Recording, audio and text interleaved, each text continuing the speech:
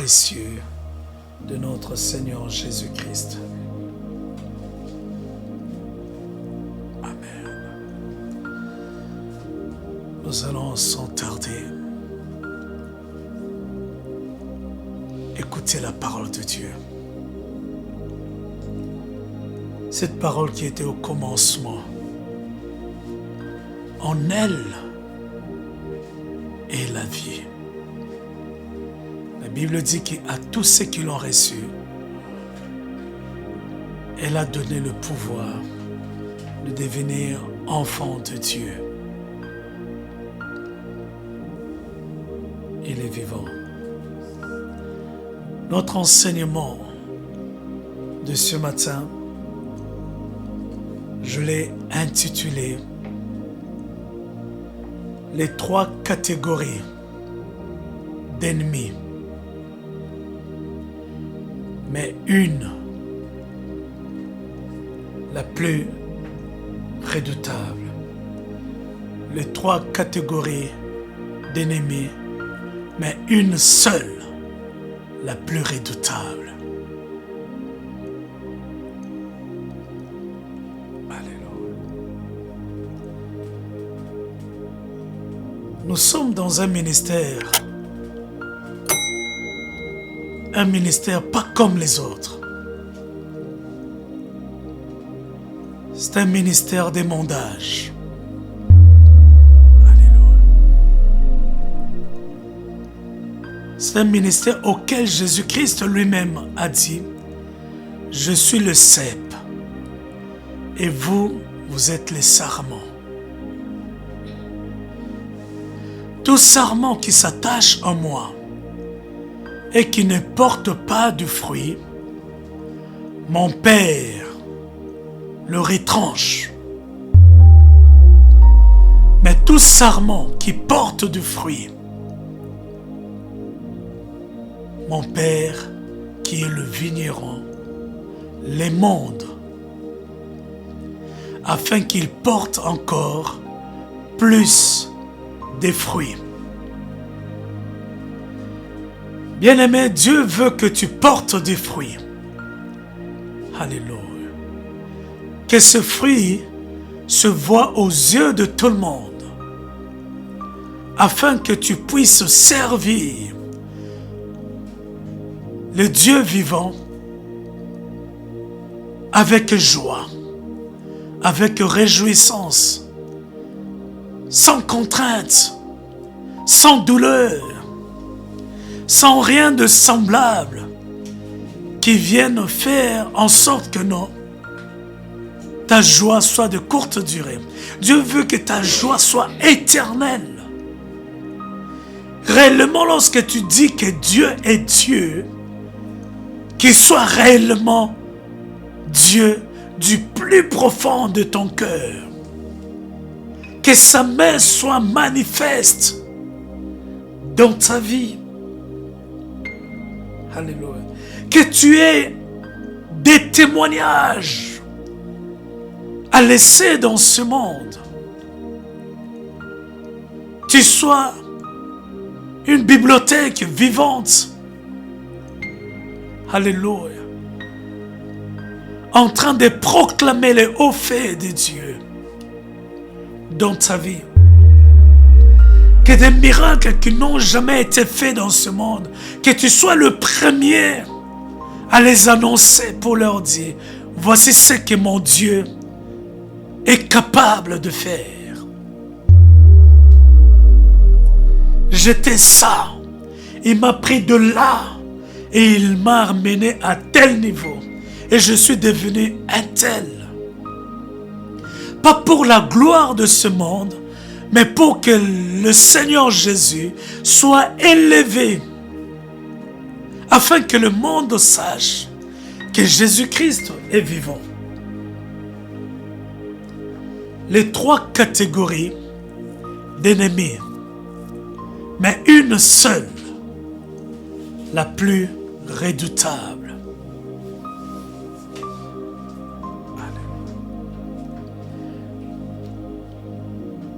Dans ce chapitre, nous allons identifier les 3 catégories d'ennemis qui existent. Alléluia. Les 3 catégories, les 3 sortes d'ennemis qui existent. Nous serons capables dans ce chapitre d'identifier laquelle de ces catégories qui soit redoutable, c'est-à-dire dangereuse, jusqu'à conduire l'humain de commun de mortel dans sa tombe. Si tu ne fais pas attention, bien-aimé, tu quitteras ce monde d'une manière précoce, sans avoir accompli ta mission à laquelle Dieu t'a appelé. Oui, ton âme sera sauvée, mais ta mission restera inachevée. Je suis sûr que tu es d'accord avec moi. Ton désir est d'accomplir la mission à laquelle Dieu t'a confié le jour que tu l'avais accepté comme Seigneur et Sauveur. Il est vivant. Tu dois être capable d'identifier les 3 catégories et de souligner la seule qui est la plus redoutable. Amen. Quand on parle de l'ennemi, on voit le mot hostilité. Quand on parle de l'ennemi, on voit le mot hostilité. Quand on voit le mot hostilité, on conclut qu'on est dans un état de guerre. Quand on entend le mot hostilité, on comprend vite qu'on est dans un état de guerre.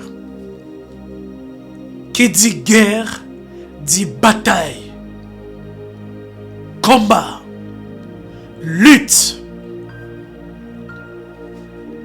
amen, dispute. Alléluia. Quand on voit le mot hostilité, on comprend vite qu'on est dans un état de guerre. Alléluia. Mais le mot ennemi en soi, comment la Bible définit ce mot qui est ennemi?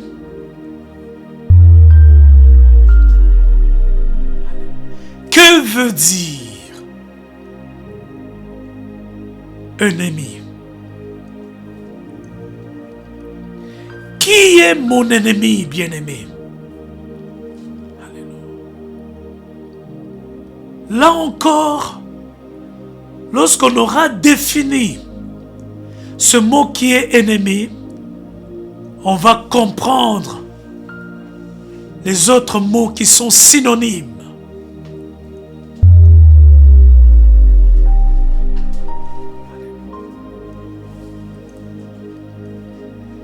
À la fin de ce chapitre, tu dois être capable, alléluia, de savoir comment les vaincre. Comment être au-dessus de tes ennemis. Comment être supérieur à tes ennemis. Comment faire pour que tes ennemis deviennent ton marchepied? Comment les vaincre? Parce que dans une bataille, dans une guerre, il y a un vainqueur il y a un vaincu. Il n'y a pas de juste milieu. Ou tu as vaincu, ou tu es vaincu. Et bien aimé, là où ça fait mal, lorsqu'il y a les dommages collatéraux, c'est-à-dire les séquelles d'une bataille farouche, d'une guerre épouvantable. Bien-aimé, la bataille qui affronte l'État congolais avec l'État rwandais, ça fait mal. Mais une chose est certaine, simplement, ce que moi j'ai pu retenir, ce qui m'a vraiment beaucoup touché, je crois, bien-aimé, nous croyons que non, nous voyons, nous n'avons pas saisi la réalité de ce bataille. Parce que nous sommes de loin. Mais les images dont j'ai vues, lorsque la première dame de la RDC, ce pays qui est attaqué par ce pays qui est le Rwanda, laisse les dommages pas possibles. Plus de 6 millions de femmes sont violées. Plus de 6 millions d'enfants de moins d'un an, des filles sont violées, bien-aimées. Les images sont horribles à voir. Et lorsque la première dame est partie voir les blessés qui proviennent de l'Est, qui sont à l'hôpital à Kinshasa, bien-aimé, j'ai vu des images, ça m'a dégoûté. Ça m'a fait mal au plus profond de mon cœur. Les gens dont les pieds, les deux pieds sont décapités. Les autres dont les bras sont enlevés. D'autres, ils ont essayé de racoler, bien-aimé, avec des mèches. Avec, oh là là, bien-aimé, ce n'est pas possible. Tu vois les brèches, les fers qui sont au-dessus pour tenir les deux membres de ses bras. Alléluia, pour que les os puissent se recoller. Il y a des dégâts pas possibles. Ça, c'est la réalité de ce monde visible. Lorsque Dieu nous veut nous parler, nous révéler les trois catégories, ce sont des ennemis dans le monde spirituel, dont le combat existe et réel, mais de vivants comme ça, sur le plan physique, nous ne pouvons les voir. Mais le combat est là. Ces ennemis sont là.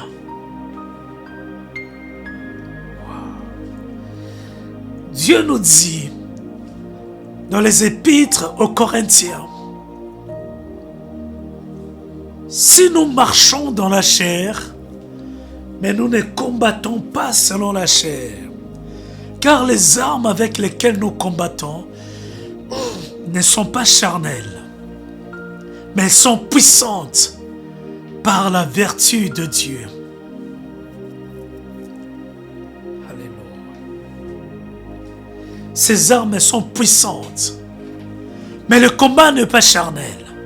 Ce combat est invisible, mais elle est là, la guerre en soi. Si tu ne fais pas attention, bien-aimé, il y aura des dégâts, des dommages collatéraux. Tu le vivras de ta chair, qui seront visibles, pendant que tes ennemis sont invisibles.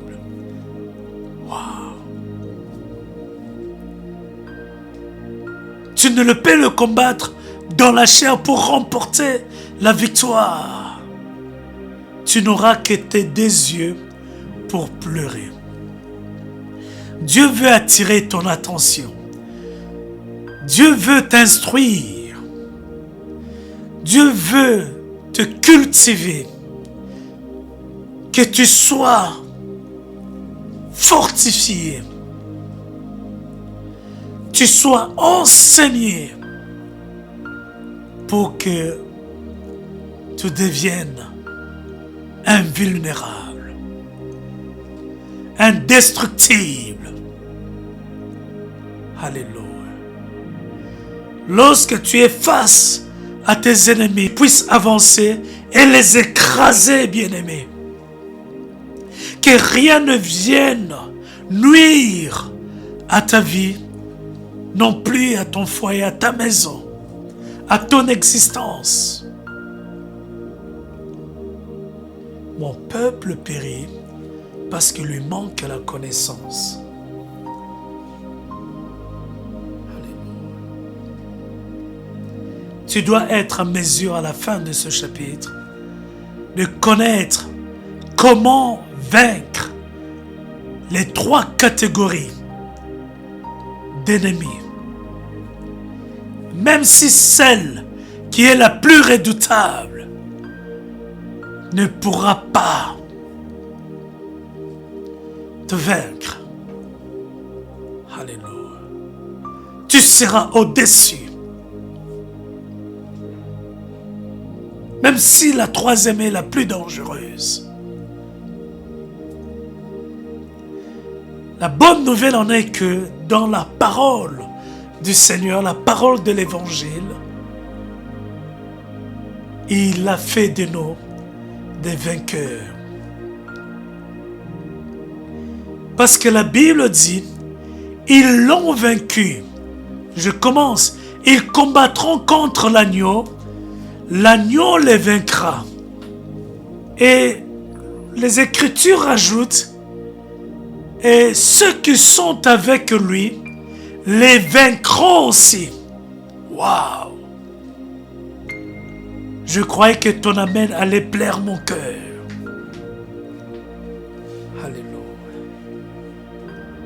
Nous allons partir pas à pas maintenant.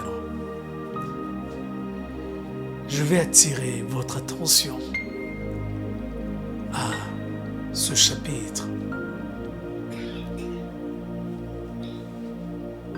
Tu veux porter des fruits.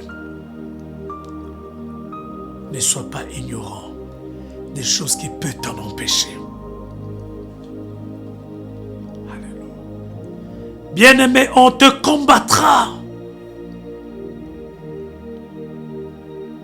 jusqu'à ce que tu sois privé de ton héritage réservé aux saints, à ceux qui ont reçu Jésus-Christ comme étant Seigneur et Sauveur. Dieu t'a réservé un héritage. Tu dois en bénéficier. Tu dois en jouir. Tu dois en profiter. Et faire bénéficier tous ceux qui sont tout autour de toi. C'est ainsi que nous allons partir maintenant, pas à pas. Être à mesure d'identifier les 3 catégories d'ennemis qui peuvent se présenter de devant de toi. Beaucoup connaissent déjà peut-être une des catégories. Alléluia. Beaucoup déjà ont déjà été, ils ont déjà entendu les enseignements qui parlent de telle catégorie d'ennemis. Ici, il serait maintenant question de les connaître. Alléluia. Il en existe combien et comment les vaincre. Définition.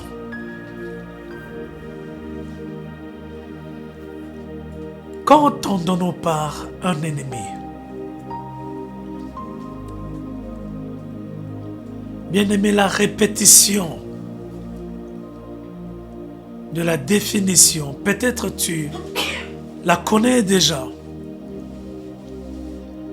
mais il serait mieux que nous puissions revenir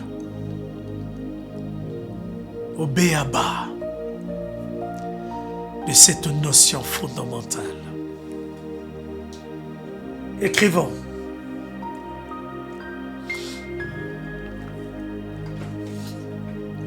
Un ennemi est celui ou celle qui veut du mal à quelqu'un. Un ennemi est celui ou celle qui veut du mal à quelqu'un. Il y a le verbe vouloir. Quand il y a le verbe vouloir, cela fait intervenir la volonté. Alléluia. Dans ce domaine. Donc la personne est volontairement, accepte volontairement à celui qui veut voir tomber.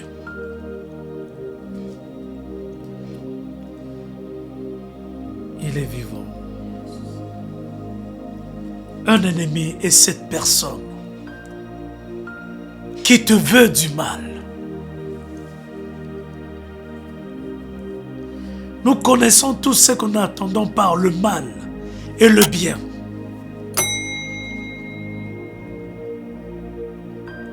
Le bien, c'est ce qui nous fait réjouir. Tandis que le mal, c'est ce qui nous fait pleurer. Lorsque tu es dans la souffrance, cela réjouit le cœur de ton ennemi. Lorsque toi tu pleures, ton ennemi est dans la joie.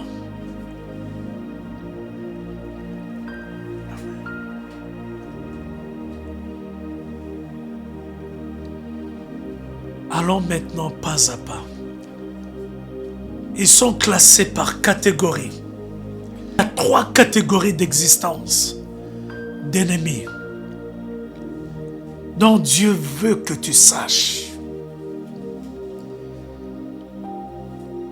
Les passages que nous allons lire vont nous classer les 3 catégories d'ennemis, va nous distinguer les 3 catégories d'ennemis. Point B maintenant, les catégories d'ennemis. Nous allons lire la première catégorie. Nous allons identifier la première des 3 catégories. Lisons dans Matthieu chapitre 5. Matthieu 5, verset 43 au verset 45. Matthieu chapitre 5, 43 au verset 45. Je lis dans le nom précieux de Jésus-Christ. Vous avez appris qu'il a été dit, tu aimeras ton prochain et tu haïras ton ennemi.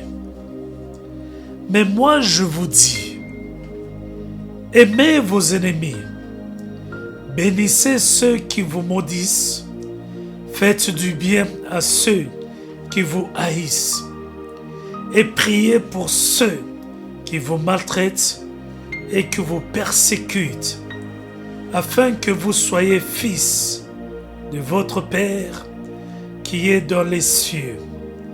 Car il fait lever son soleil sur les méchants et sur les bons, et il fait pleuvoir sur les justes et sur les injustes.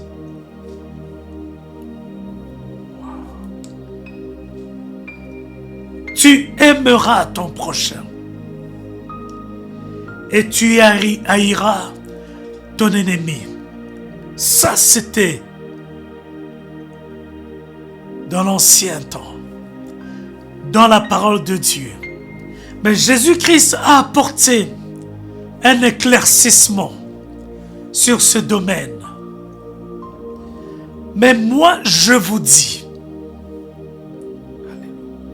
aimez vos ennemis, bénissez ceux qui vous maudissent, faites du bien à ceux qui vous haïssent, et priez pour ceux qui vous maltraitent et qui vous persécutent, afin que vous soyez fils de votre Père. Wow. Afin que nous soyons fils de notre Père. Vous avez déjà entendu quelque part, la parole de Dieu nous dit, celui qui pêche est du diable. Celui qui ment a pour père le diable. Donc il y a deux sortes de pères.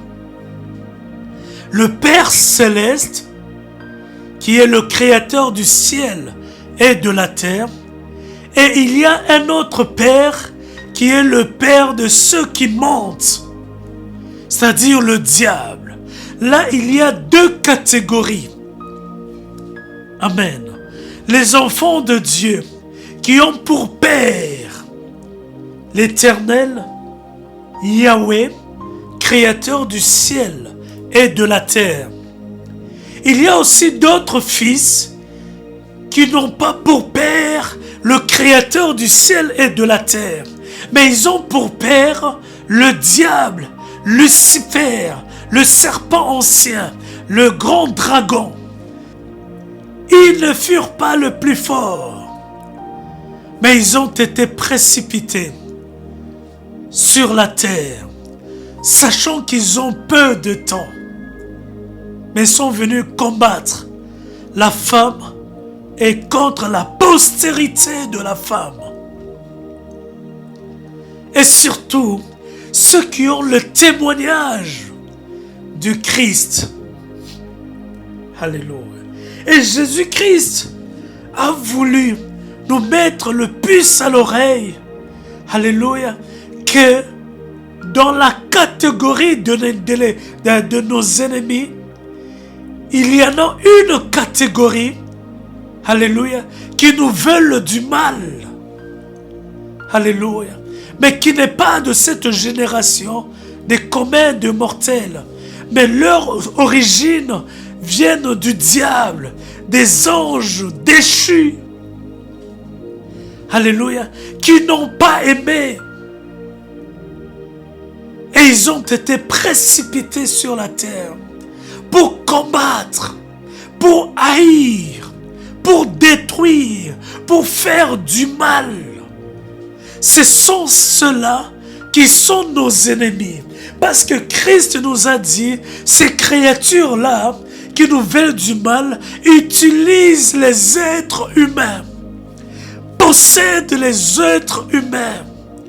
Ce n'est pas la créature, nos semblables, nos prochains, qui sont nos ennemis, mais ce sont ces créatures-là, les anges déchus, qui nous haïssent, mais qui viennent nous combattre au travers des humains pour nous déstabiliser. Alléluia. L'ennemi en soi, ce n'est pas ton prochain que toi tu vois, la nature qui est la nôtre, mais ce sont ces créatures qui utilisent les humains, qui infestent les humains, qui possèdent les corps humains pour nous attaquer. Lorsqu'ils prennent le contrôle, nous avons la tendance, nous avons cette idée que c'est nos prochains. Mais en réalité, ceux-là, les humains, ne sont pas nos ennemis. Parce que Christ l'a souligné. Alléluia. Oh, Rabba Santa Glory. Le Seigneur nous dit, ce n'est pas ce genre d'ennemis qui sont nos prochains, qui sont nos ennemis. Au contraire, nous allons prier pour eux, les bénir, manifester notre amour. Amen. Et la parole de Dieu qui nous dit, voici les miracles qui accompagneront ceux qui auront cru en mon nom. Ils chasseront les démons. Ce sont les démons, ce sont ces créatures, les anges déchus, dont nous devrions considérer comme nos premiers ennemis. Cette première catégorie. Alléluia. Ce sont la première catégorie d'ennemis, les anges déchus. Ils sont organisés. Ils ont en tête, ils ont plutôt les dominations, les autorités, les esprits méchants, les esprits impurs, et il y a des acolytes, les agents du monde du ténèbre,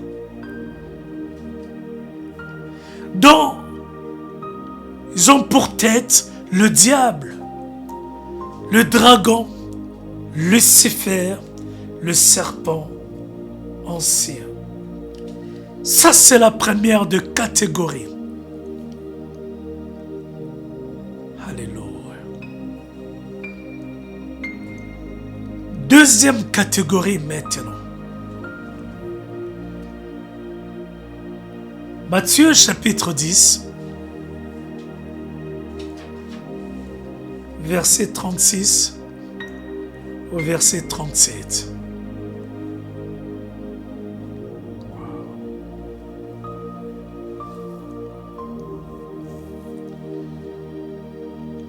Je lis dans le nom précieux de Jésus-Christ.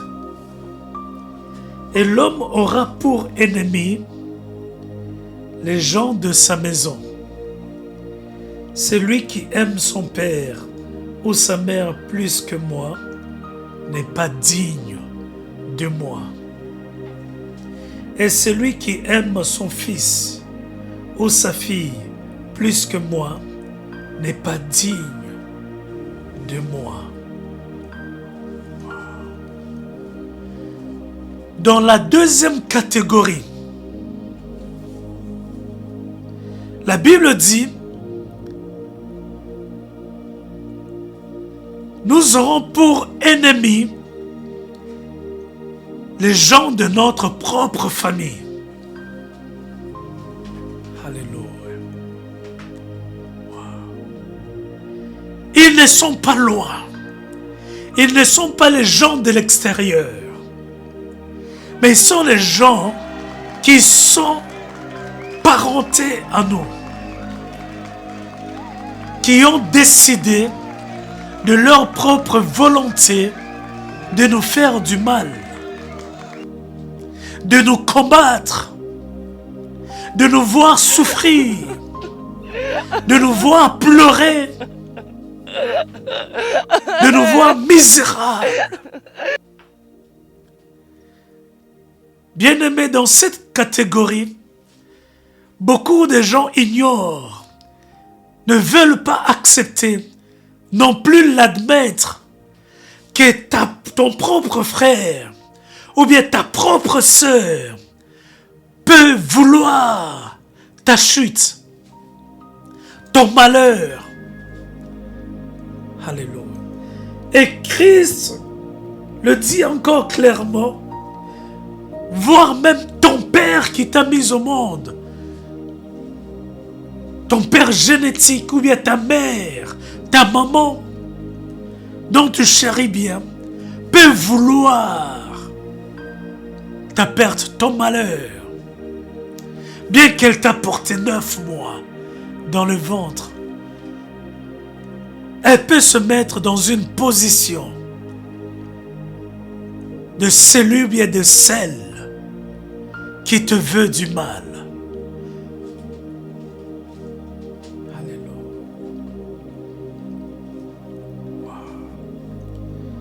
les gens de sa propre maison. Le diable peut les utiliser pour te combattre. Parce que de la première catégorie, le diable utilise les autres personnes qui ne sont pas de ta famille, qui peuvent avoir une provenance des autres ethnies, des autres nations, des autres peuples, d'autres continents ailleurs, des inconnus que tu ne connais pas. Ça peut être soit ton voisin que tu n'as jamais salué, que tu ne connais pas l'existence. Ça peut être les gens de ta commune qui te combattent, qui veulent que tu échoues, que tu prospères pas. Ils t'envient de ce que tu es, de ce que tu possèdes, de ce que tu as. Alléluia. Oui, il peut être de loin comme de près. Il est très difficile d'admettre que même ceux qui ont ton propre sang devenir ton ennemi.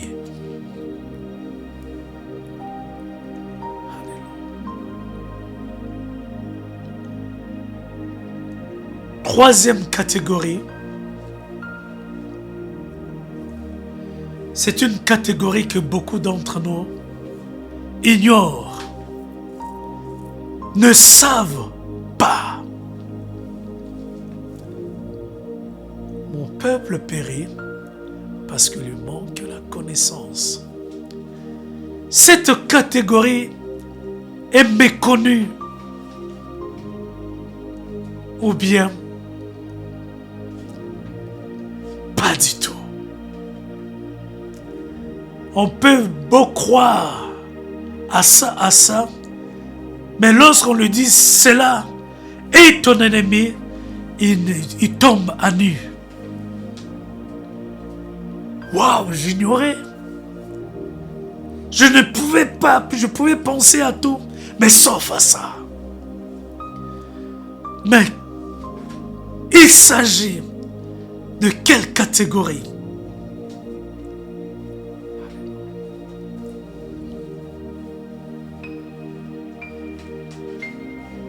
Hébreux chapitre 9, verset 11 au verset 14. Hébreux chapitre 9, verset 11 au verset 14. Nous lisons dans le nom précieux de Jésus-Christ. Mais Christ est venu comme souverain sacrificateur des biens à venir. Il a traversé le tabernacle plus grand et plus parfait, qui n'est pas construit de main d'homme, c'est-à-dire qui n'est pas de cette création.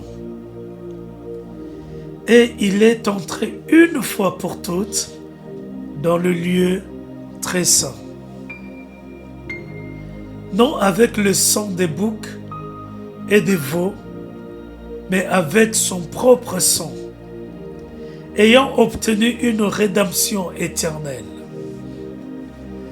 Car si le sang des taureaux et des boucs et la cendre d'une vache répandue sur ceux qui sont souillés sanctifie et procure la pureté de la chair, combien plus le sang de Jésus, qui par un esprit éternel s'est offert lui-même sans tache à Dieu, purifiera-t-il votre conscience des œuvres mortes afin que vous serviez le Dieu vivant.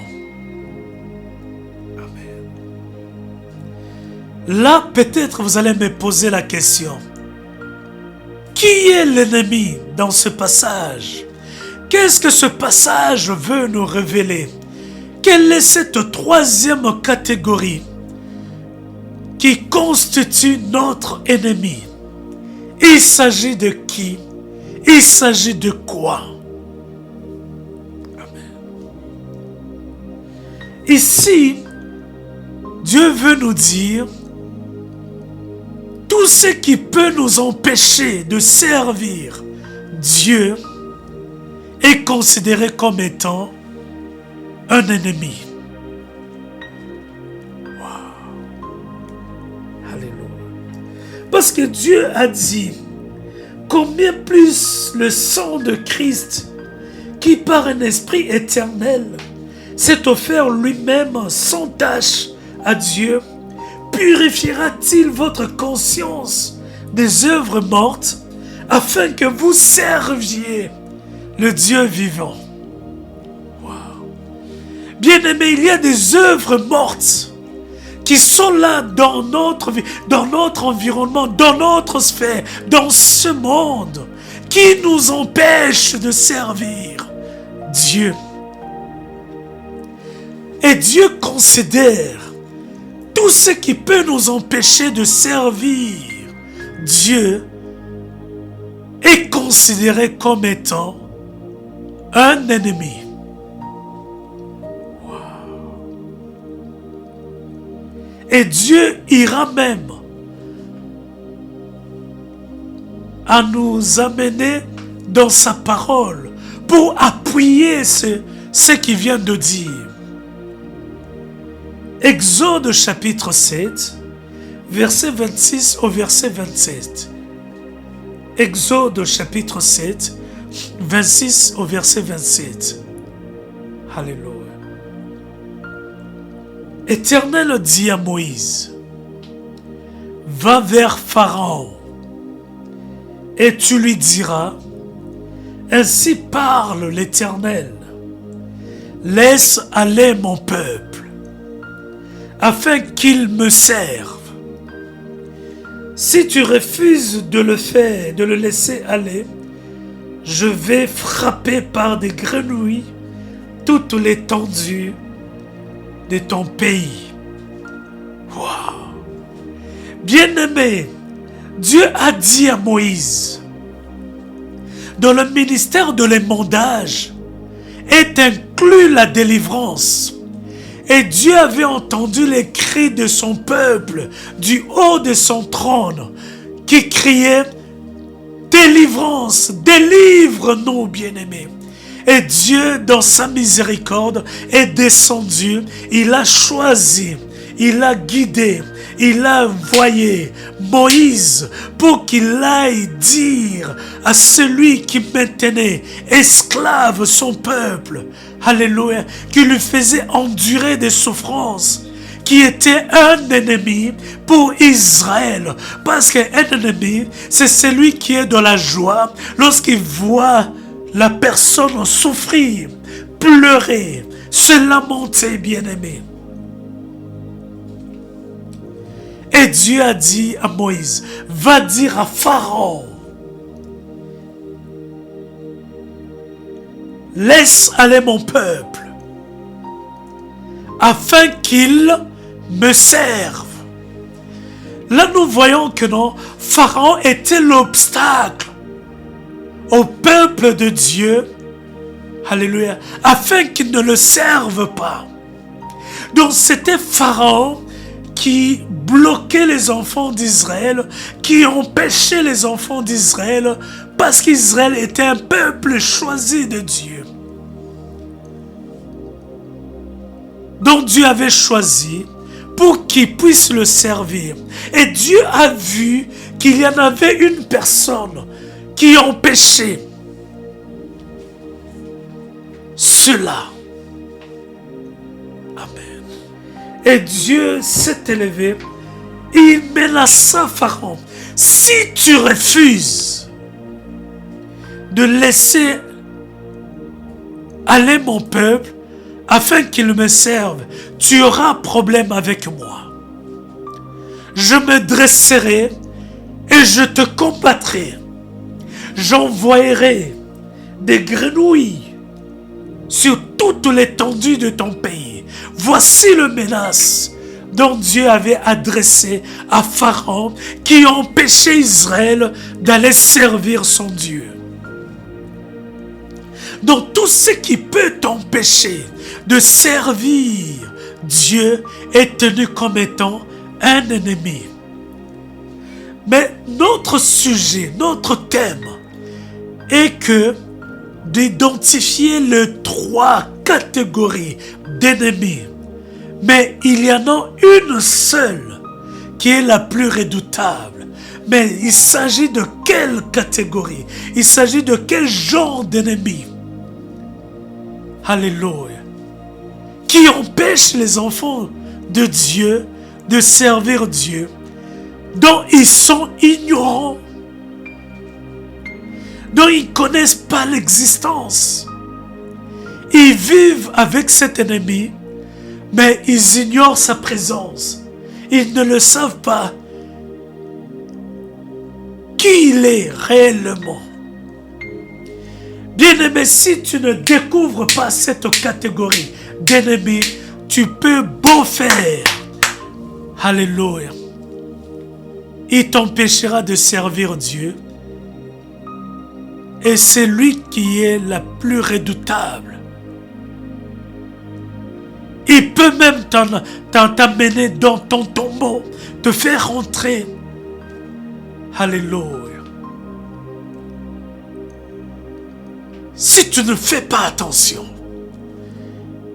cet ennemi, c'est parmi les 3 catégories qui t'emmène même dans ton tombeau, bien-aimé. Il ouvre ton tombeau, il te fait entrer.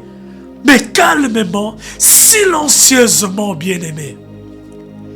Et tu ignoreras qui il est réellement. Tu partiras avec cette ignorance que c'est elle qui est à l'origine de ta mort. Alléluia. Elle ouvre grandement ton tombeau et elle te fait entrer dans la paisibilité et dans tout le calme possible, tout en étant dans le silence. C'est ce que Dieu veut que tu saches. C'est ce que comment il s'appelle, Judas Iscariote avait ignoré. Alléluia. Bien-aimé, Judas était le disciple du Christ. Il n'était pas n'importe qui.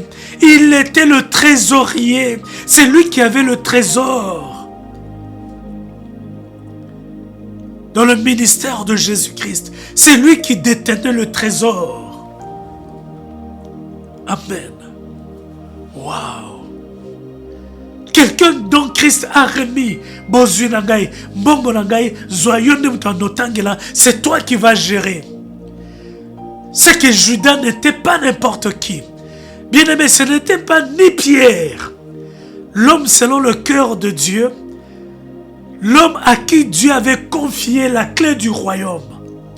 Mais ce n'était pas Pierre que Jésus-Christ avait confié son bon trésor. Bozui Nzambe, na maboko ya Judas Iscariote. C'est qu'il était considéré dans le ministère de Jésus-Christ. Mais malheureusement, Judas Iscariote avait ignoré la présence d'une catégorie d'ennemis qui le combattaient, qui cherchaient sa souffrance, sa perte, sa misère. Et Judas est entré dans le tombeau, ignorant de cet ennemi. Dieu veut que tu ne sois pas ignorant. Tu es son disciple. Tu es choisi de Dieu. Mais il veut que non, tu ouvres grandement les yeux. Que tu aies la connaissance de cet ennemi le plus farouche, le plus redoutable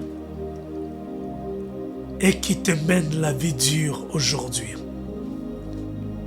Alléluia.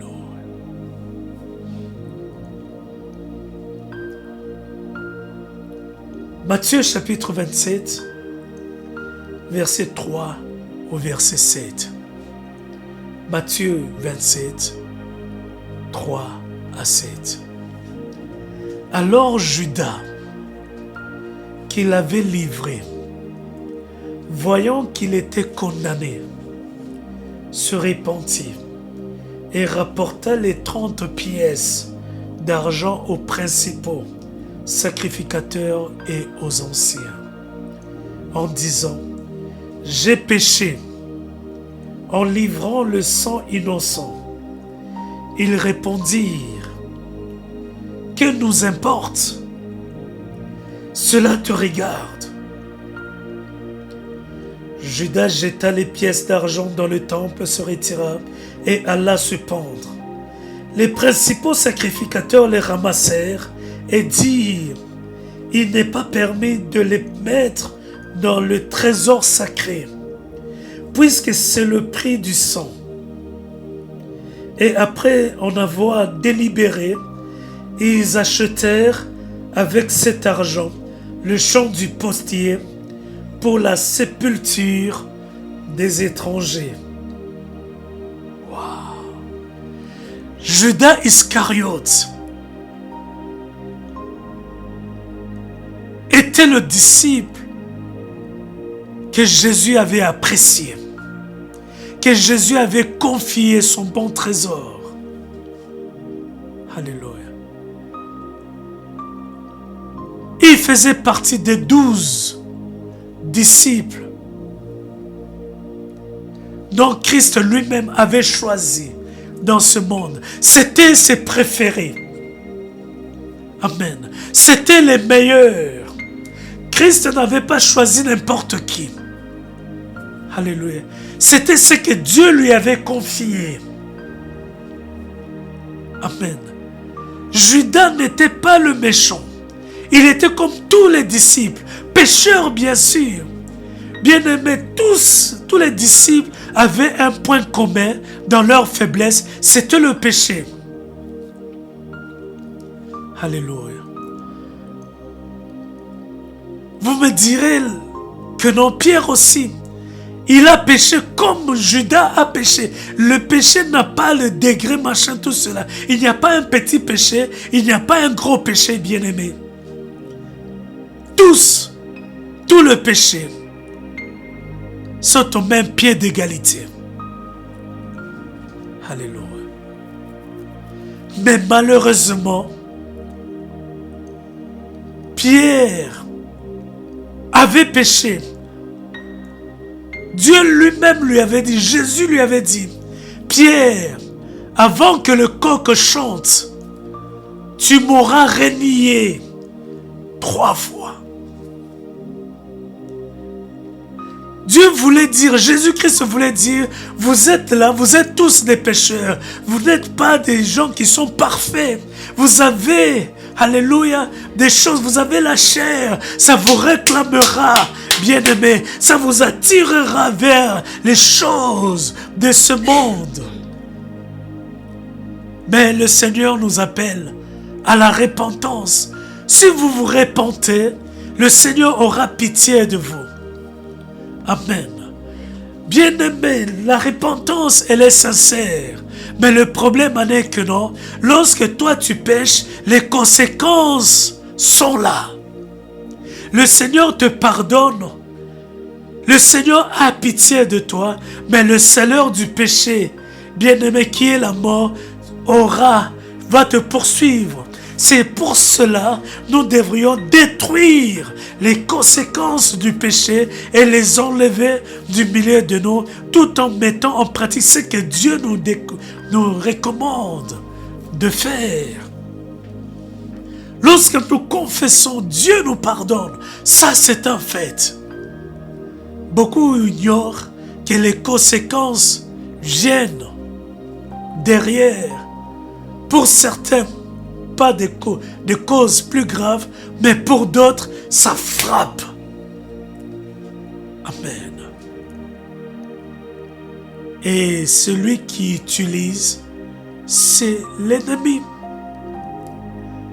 Pour Pierre, il s'en est sorti. Justement de cela, il a continué. Et il était le précurseur, nous connaissons, de la croissance de l'église, sa première prédication, il y a eu 3000 âmes qui ont été sauvées, qui sont venues. Hommes justes, que devons-nous faire? Pierre a dit, répentez-vous, donnez votre vie à Christ. 3000 âmes. Acceptez Jésus-Christ. Mais malheureusement pour Judas, ignorant son ennemi, ça l'a conduit à la mort. Alléluia. Il est parti se pendre. Oh oui. Pourquoi ignorer cet ennemi? Quel est cet ennemi qui en a profité de ce péché pour tuer Judas Iscariote? Alléluia. C'est là que nous devons faire attention. Il y a un chrétien qui prête attention à cet ennemi. Il y en a un autre qui ignore, qui ne prête pas attention. Aujourd'hui, Dieu nous a montré les deux catégories de disciples, Pierre et Judas Iscariote.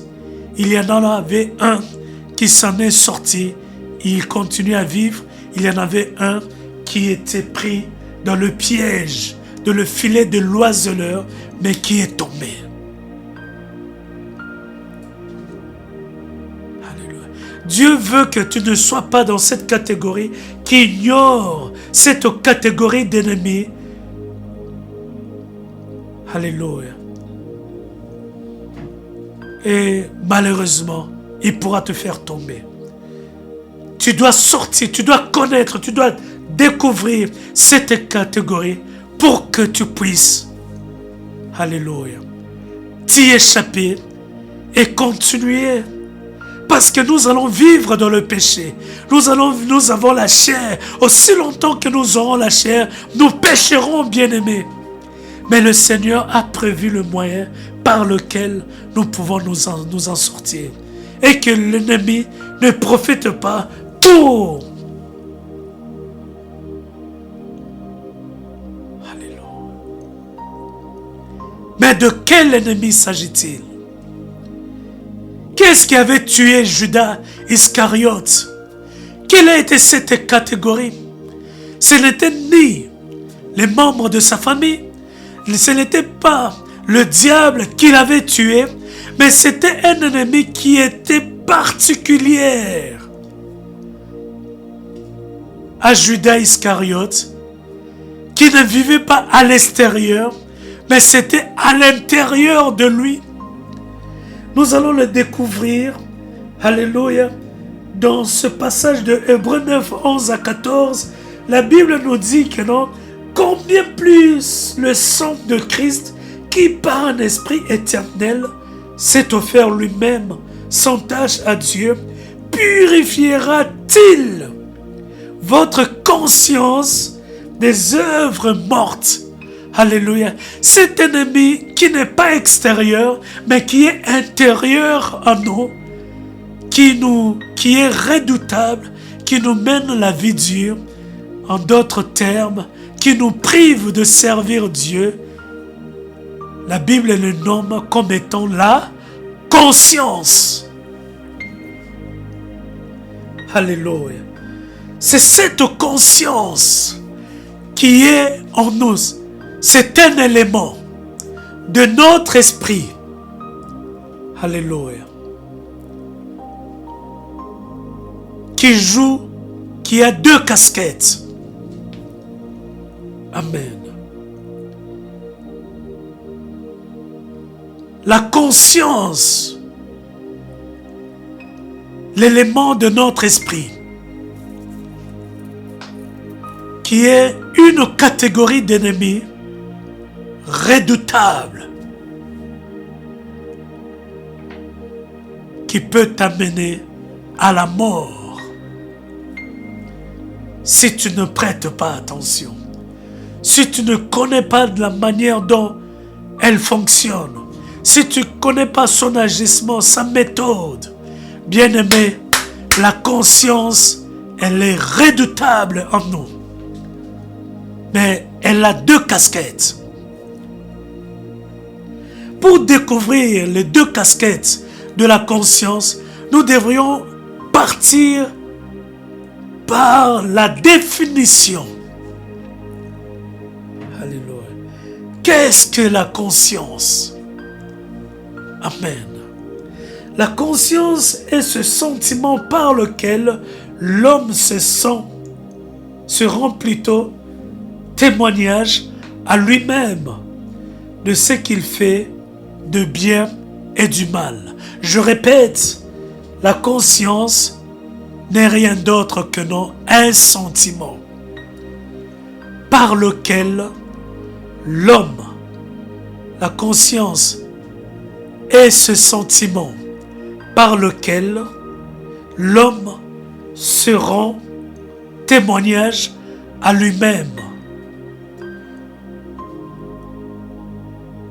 Et ce sentiment par lequel l'homme se rend témoignage à lui-même de ce qu'il fait de bien et du mal.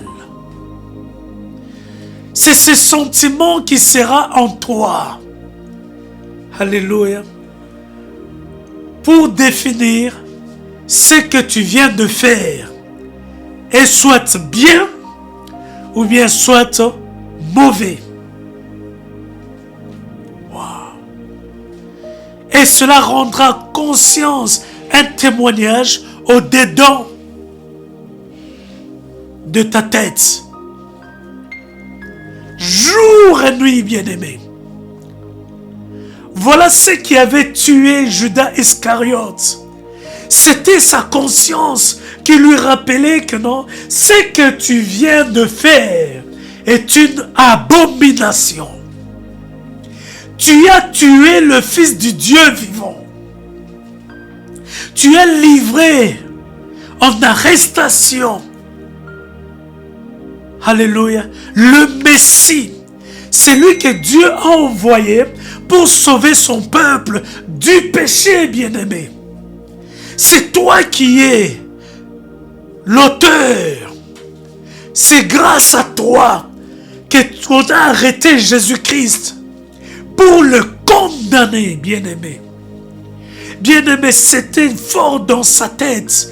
C'était ce témoignage qu'il aura. C'était la conscience de Judas Iscariote. Cet ennemi qui est au-dedans de lui. Judas Iscariote ne dormait plus, bien-aimé.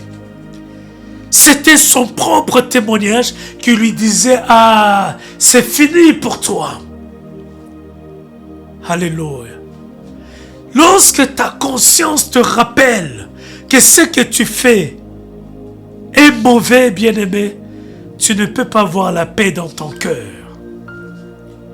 Bien-aimé, il y a eu des gens qui sont morts à cause de cela. Il y en a de cela, on les a enterrés avec leurs propres secrets. Le secret auquel il a commis quelque chose d'irréparable. Alléluia. Il y en a de ces femmes qui sont mortes à cause de cela. Elle a trompé son mari. Il y en a un des enfants dans son mari qui n'est pas son fils. Qu'est-ce qu'elle pourrait dire? Si elle déclare cette vérité à son mari, son mariage est fini. Et tout le monde va. Alléluia.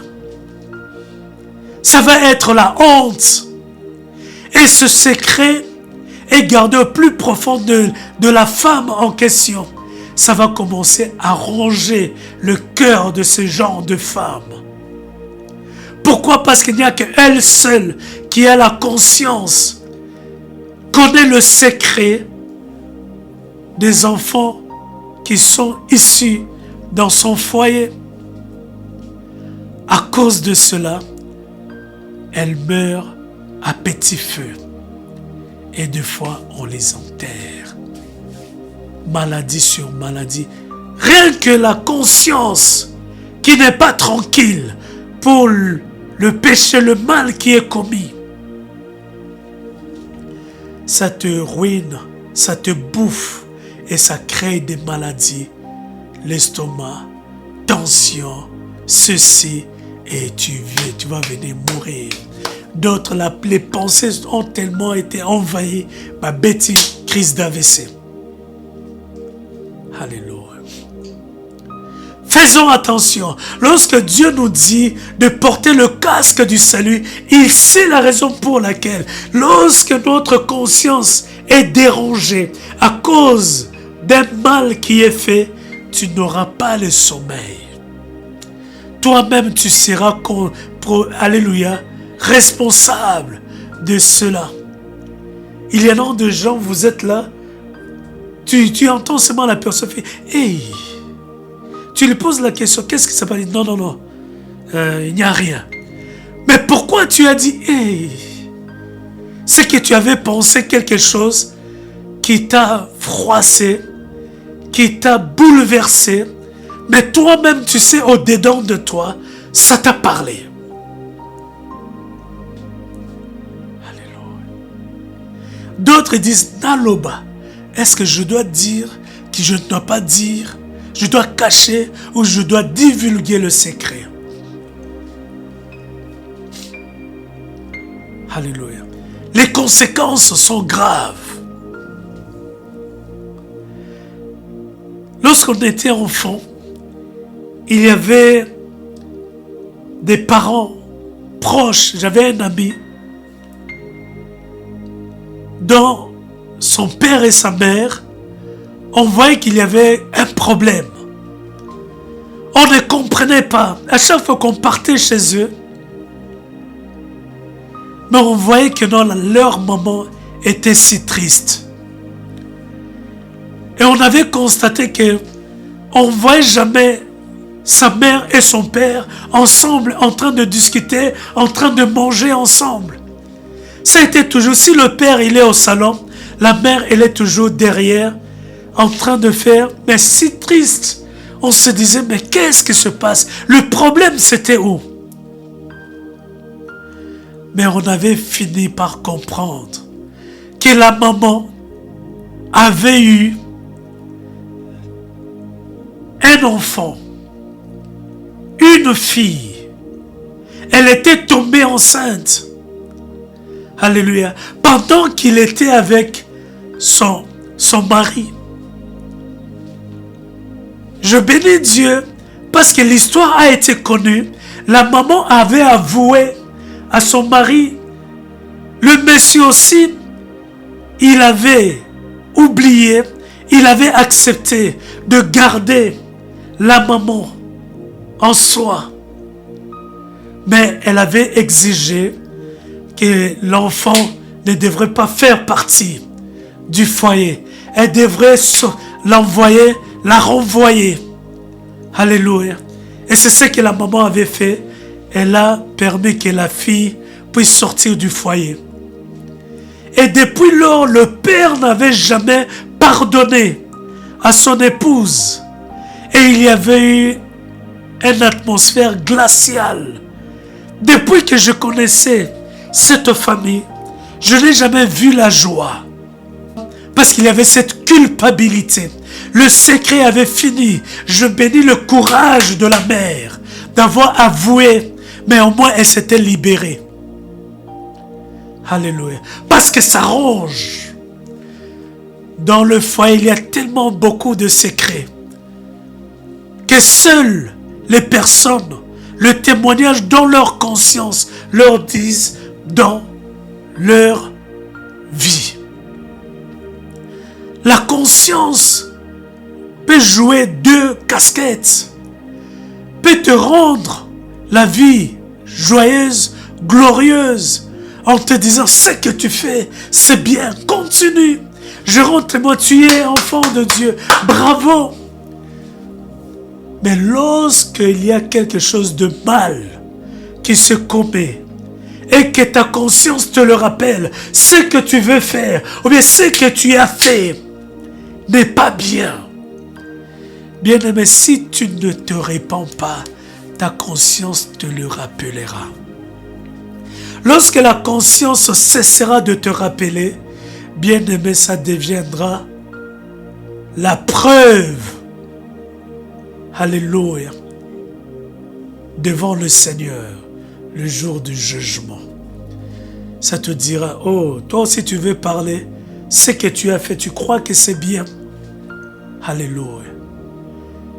Bien-aimés, les hommes de Dieu savent, surtout pour ceux qui sont partis toucher à la magie, pour que leur conscience leur rappelle. Tu invoques le nom de Jésus, mais tu es ce que tu as fait, c'est pas bien. Ce que tu es dans le Singaloketto, ce n'est pas bien. La bague auquel tu portes, ce n'est pas bien. C'est mal parce que la parole de Dieu refuse de mélanger les choses, d'amener le feu étranger. Ta conscience te le rappelle. Bien-aimés, ces serviteurs, malgré la gloire qu'ils ont, mais ils ne dorment pas calmement.